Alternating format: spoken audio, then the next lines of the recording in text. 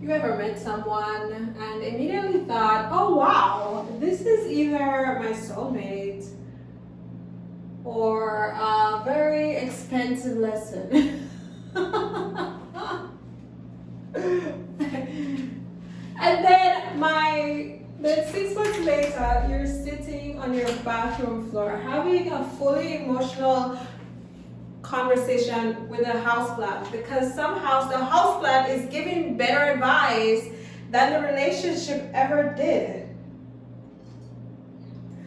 Yeah, me too. But here's what nobody tells you. Sometimes you think your heart is breaking when really your whole identity is being rebuilt.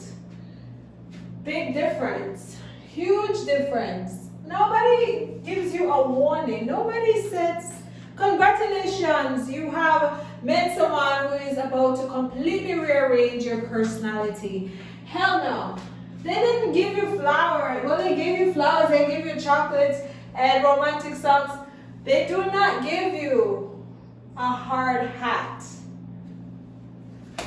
But looking back, the signs were everywhere. The universe was sending me messages. The ocean was sending me messages. Even the seaweed was trying to get my attention, but me, I was in love. And love, let's be honest, it's a temporary learning disability. Because when you're in love, every red flag becomes decoration.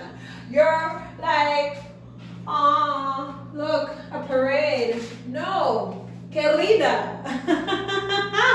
That's a warning, baby. I'm just waiting for these construction workers to end so I can go out and do some yoga. As my Mexican friends say, hasta la muerte. Le sabe. If you choose the lesson yourself, even the pain becomes something you recognize, something you understand. And I was committed, not to the reality, to the fantasy, to the story I created, to the belief that if I just loved harder, if I just gave more, if I just sacrificed more, everything would finally make sense. Meanwhile, the ocean was doing what the ocean always does. She was releasing, she was cleansing, she was returning what did not serve her. Seaweed, plastic, toxins, heavy metal, oh my gosh, things humans have thrown away and expected nature to carry forever. And everybody was angry. The tourists were angry. The hotels were angry. The influencers were having a fit. God forbid nature interrupts a perfect vacation photo, right? But I remember standing there looking at the shoreline, and suddenly I saw myself that the ocean was not destroying anything. She was healing. She was saying, I cannot keep holding what was never mine. And maybe neither could I. Maybe healing is not becoming more beautiful. Maybe healing is becoming more honest. And honesty, ay Dios mío, honesty is not glamorous. Nobody posts day 7, crying, rebuilding, questioning every decisions I've ever made. Nobody posts that. But that is where the transformation begins. That is where the tide changes. And then one day something strange happens. I stopped being angry. Not because I forgave anyone, not because I suddenly became enlightened. No, I stopped being angry because I got tired.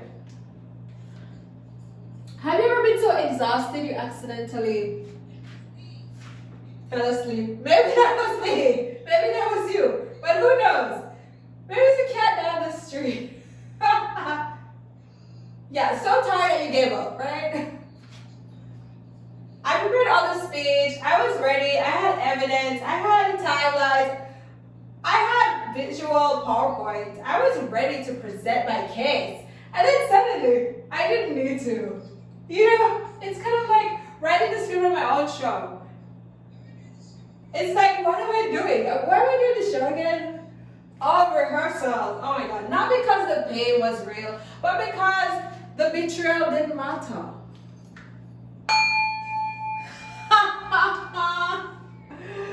The story was no longer mine to carry. Yeah. That's what I understand. I never hated him. I never hated her. Pick Misha, personal parasite. No. No, whoa.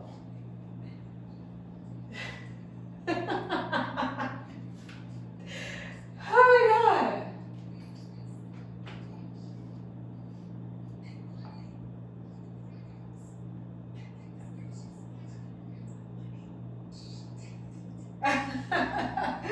You have no idea what's going on in my head right now.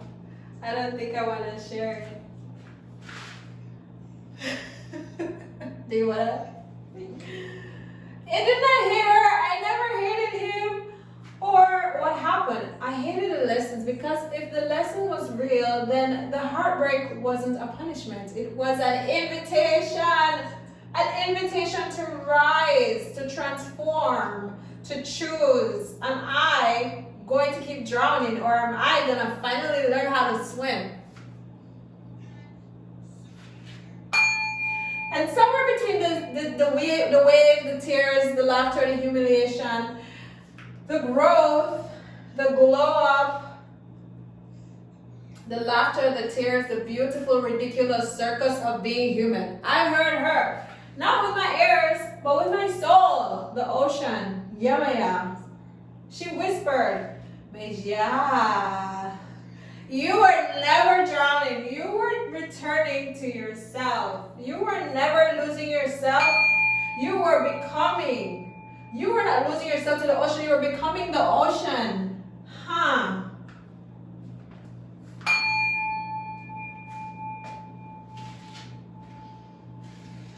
There's so much to learn within that lesson. I wonder what it smells like at this time. I wonder if it's time I can go out and do some yoga. I have to schedule my whole life surrounding the waves of the Sargasso. At this time of the day, it's bearable. It's bearable. So let's go and do some yoga. Yeah. I'm so obsessed with yoga.